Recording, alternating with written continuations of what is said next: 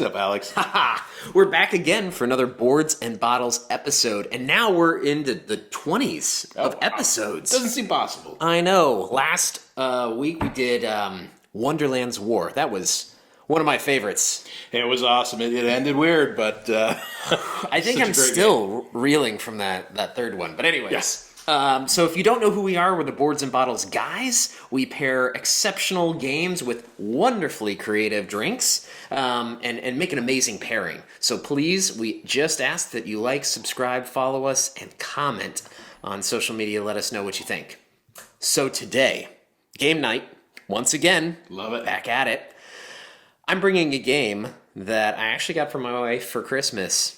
We have played Cascadia before, but they've come out with an expansion, which is the Landmark Edition.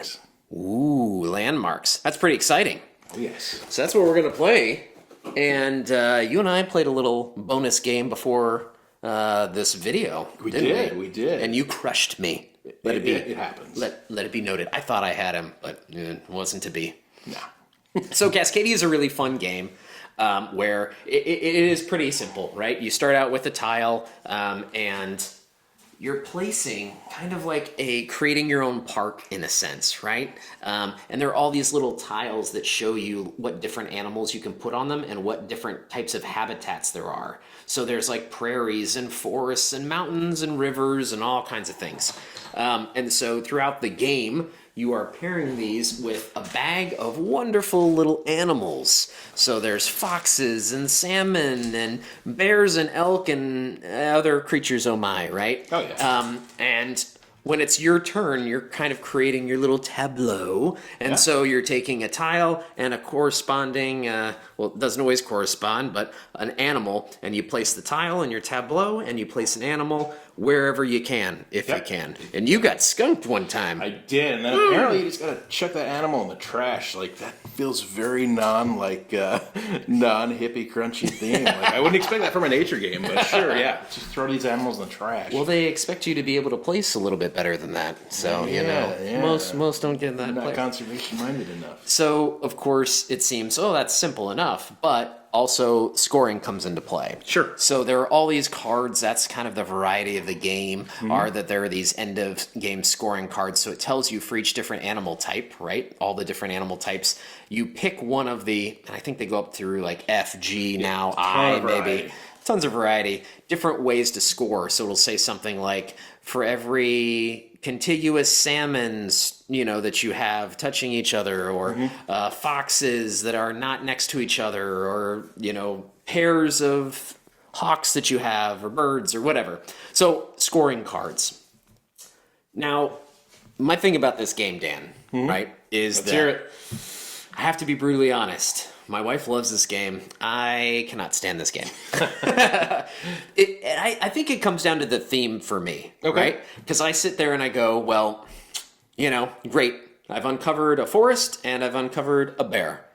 And the bear is in the forest. The bear is in the wetlands. The bear is by the stream. The salmon is in the stream. It's like, okay, I get it, and then I know that placement becomes a big thing because you can like maximize your scoring, and that can be a little tricky, but it doesn't hold a lot for me. This game never makes it to the table. She's always like, why don't we play this? And it's a big ask. It's like, if I play this, then you have to play 3 games that I want to play. Oh, man. I know, I'm rough. It's tough.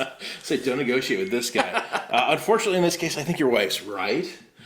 It's a great little game. Like, I get the theming might not be exactly what you want it to be, but I think it holds well. It's neat when you see a zigzagging stream of salmons going down this thing, and you see a den of bears like all hanging out together. Really cool stuff. So one thing we have to keep in mind. Maybe that's why you won, because you're just a little more tight in. But one of the things we have to keep in mind is that spatial games are not necessarily your thing. True. You don't like those where it's like, oh, if I place this here, then it connects to the rest of the stuff, and then it does this and it does that. You don't like that kind of stuff in games. That's true. I do, and that's why I like Cascadia a lot. I do. So the Landmarks is the new addition, though, and that adds a little bit to the game. And I'm not sure how much we use it. So I played with landmarks the first time earlier today with Alex. I'd like to get some more plays in before I have a final verdict on it. But I thought it added some interesting decisions to it. It changed it slightly, but it wasn't like it was you had to focus on exclusively these. They can get you a little more points if you go that way, but it's not game breaking. You don't have to invest in achieving the landmark criteria. I will say that this game became immediately more playable when we mixed these in. Because beforehand, for me, I felt like if I could pick out what people were doing to try to get their scoring, and I could monkey with their strategies. Yeah. You know, I could really be dastardly. Hate draft. Yeah, hate drafting, exactly. And so that took away a lot of it for me because, you know, there's always somebody at the table sometimes. Yeah. There are those people that you sometimes play with that like to say somebody's strategy out loud. Curse them. But so we'll do that. I'll be playing with, like, say, my kids, you know, and gotta love the mouth of babes. They'll be like, whoa, Dad's obviously going for the foxes, you know? And then Dad, you only need one more bear and you get all these points. Wait, what? And so then, like, something I was trying to squeak out, you know, it's so apparent. Everyone can see everybody's tableaus. You can't hide anything. So that kind of takes away some of the fun for me. I feel like I'm always at the disadvantage. But the landmarks is cool because if you get 5, adjacent, contiguous, different types of, or all the same type of habitat, right? Wetlands and mountains and forests and rivers and prairies. If you get 5 together, then you're able to tap in and get one of the special abilities. So however many people are playing in the game, that's how many different ones you put out. So everybody has the chance to get one. It's not like you can pimp somebody out from getting it. Everybody has the ability. But what's nice is if you're the first person to get to that and you target it, then you can choose out of, say we're playing 4 players, you can choose which of the 4 you options. want. Yeah. And you can maximize it. And I love that because if somebody is keeping you from something else, this is a great pivot. Sure. Well, now, one of the things that was not readily apparent to me, so when you're playing this game, you're going to have all these tiles out. You're going to have, let's say we got a bear out. We got a bear on here, and we got a you guys can't see that too well. So there's a bear on this tile. There's a bird on this tile, and I'm going to get another tile out, and let's just say this. The bears and the birds. Let's just say this last tile that I put out hits a landmark for me, right? I've got all of these various animals that I can place on this tile, but all of a sudden now I want to place a landmark on it. It covers up all of the animal potential that this space has. And to me, that like blew my mind because I had such good plans for this tile. And this little thing here, I'm like, oh, it's cool. And I want to get some victory points from it, but man, I really wanted to put a fox there. It ruins your placement capital. It does. It can. Yeah. So I'd love to get more plays in it. I'd love to understand more how to better utilize this stuff to my advantage because I think it adds a really neat wrinkle to the game.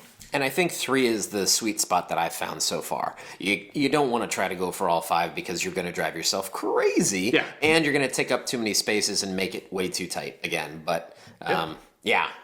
It made it a lot more fun. I had fun playing it with you. I'm going to have fun playing it again tonight. And so that speaks volumes about how this expansion is a must-have for me. Yeah, I love it. I have base Cascadia, and I'll definitely be adding this to it. I think it's really cool. Yeah, and it just came out right before the holidays, so it's a good one to nab. It's still very fresh in its first full year out. Cool. So what do we pair with this, Dan? I don't know. Where are you going? All right. Well, I love hiking, camping, all of that. And, you know, I thought about one of the times I went camping and a truly amazing beer I had because when you're out in nature, when you're playing a game like this, you just want to bring the theme home, right? So for me, Catawba Brewing in Asheville is one of my favorite breweries. Asheville alone is one of like the brewery capitals to me in the United States. And so this is the Endless Trail Pilsner. Interesting. Fabulous. Do you know much about Catawba Brewing? I just know zero about it. Catawba is pretty sweet. So they opened, I think, in 1990. There it is. Yes. First, let's do a cheers. You're right, Dave. Oh, okay. You're like, enough of the story. No, I love the Thirsty. story. I just wanted to drink while you're telling it.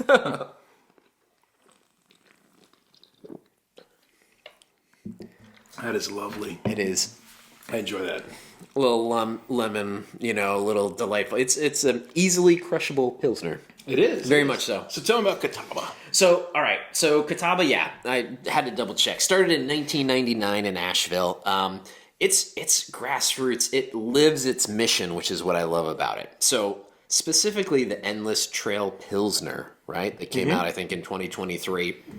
What they decided to do was join an initiative. So $1 from every pint sold or from every 6-pack bought. So the 6-pack I bought, $1 donated, right, to this green initiative in Asheville, where they're trying to plant 50,000 trees before 2040. It's a huge, awesome. So again, super tied to the mission. They make amazing beers, right? This is tasty. But also, I love the fact that they're tied to trying to help to reforest, and they live their mission.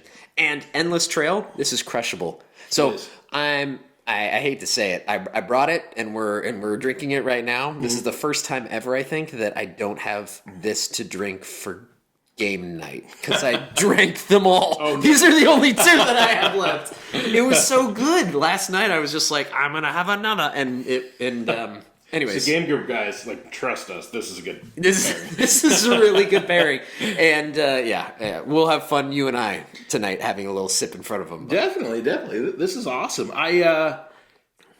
So I'm interested that you didn't go the animal route, because I thought for sure you were going to go the animal route. You went the hiking and the trail, and it for me, landscape. Right, landmark. Excuse me, I keep saying landscape, I think, but landmark to me was what made this game. Yeah. So now it's not about the animals anymore, it's about the landmarks for me. Okay. And so I was like, I'm on the trail, I'm in the forest, and, and that's the thing is, some of these I feel like, and maybe it's a miss. I would have loved to see them actually name some of the landmarks. Oh, that you know would what I be cool. mean? That would be really like cool. redwoods. Yeah, Mount Everest. Yeah. And you could have tried to make it thematic for it. But anyways, that's not the point. This is delightful, and that's why I went with this. Excellent pairing. So it's interesting because when I thought about what to pair with this too, there was 2 things that I kept deciding between, and one of them that I thought faux show. So for this game, I always think salmon. And I wanted to get those 420 cans with the big fish on them. Oh, I thought you were going to bring out the slapping salmon. Oh, the happy salmon? No, I didn't. Oh, that game. But actually, it's kind of funny you picked this, because where I went with this, where you went with the Endless Trail, I went with the Wilderness Trail. Yeah. That couldn't have been planned better. I love it. No. So, yeah, because to me, I was thinking the same thing. I'm like, nature, hiking, Wilderness Trail, you got to go there, right? Oh my gosh, that's amazing. Yeah, so Wilderness Trail. Eskimo Bros, too. Yeah, so this is a local single barrel pick from a liquor store around us called the Liquor Locker and the Dive. They're also known as the Eskimo Bros, and they do single barrel picks. This is Dr. Heist. Yeah, Dr. Pat Heist. He was one of the owners of Wilderness Trail. Love it. So I think, I gotta love that. There you go. Thank you, sir. Give you a little splash. So we, I think you got to save that because that's all we have to drink tonight. Yeah, really. So I think I've talked about Wilderness Trail before in our year-end whiskey recap. Okay. Really, really cool brand out of Kentucky. Dr. Pat Heist, he had a death metal band in college called Fulcrum. Ooh. One of his good buddies was Shane Baker. Shane Baker became a venture capitalist out in California. Dr. Pat Heist became a doctor of microbiology, specializing in yeast strains. So distilleries would come to him and they'd be like, hey, my whiskey tastes a little funky. And he'd run some really science stuff on it. And he'd be like, well, your yeast is off. I don't know what happens. But he did all this yeast analysis. And while he was doing that, all of a sudden Shane Baker came back into town and said, like, hey, you know whiskey, I know how to raise money. Let's get something going. They created Wilderness Trail. Let's get together. Yeah. So super science-based. They do a lot with yeast. Really, really cool brand. They just got acquired by Campari Group. Oh boy. But they're letting them run their own stuff. This is a wheated bourbon. Okay. Single barrel.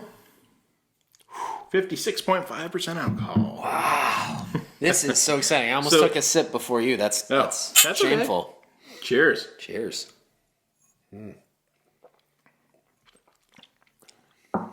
It's so weedy. That is so good. It is. It's like buttery, but it's got that weedy. I could smell it before I could taste it, right? Like, yeah. I knew what was coming my way, and the smell is completely exactly what you're going to taste. Definitely. That's So this is some of heavily weeded. This is an older bottle of them too. Oh man, it's like toffee on the back end. It's so know. good. This is one of their older bottles. So this is before their stuff got really aged to where you'd want to see it. This is only 4.5 years old. Wow. So their stuff that's coming out now is like that 6 to 8 to 10 years old. okay. So just imagine getting a couple more years on this thing. Wow. Wilderness Trail, awesome distillery. If you see some of it, give it a try. Their rye is not really my thing. They're weeded in their regular bourbon. Love it. Love it. Wow. All right. For me, this pairing, right? And I'm gonna do something we haven't done before. Okay. And we gotta do it for this one.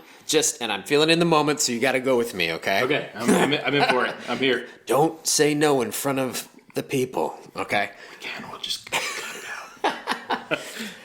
I'm thinking that we do this as a double fisting. Okay. pairing, because I think it definitely has a chance to get into the top 25, given the Wilderness Trail, the Endless Endless Trail, the new version. I like it all together so much. I really am a fan of the pairing on this. I think we did both a good good. job. I'm We tooting did. our horns. We did, and I had low expectations because I know how you felt about regular Cascadia. It's true. So I kind of had low expectations going into this, but I think these are good, man.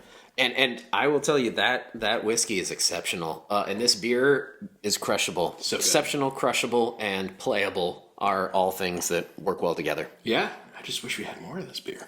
Well, don't tell them. They have to wait to see the episode anyway. They will never They're gonna know. be so mad.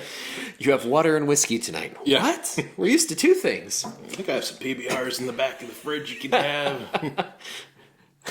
All right.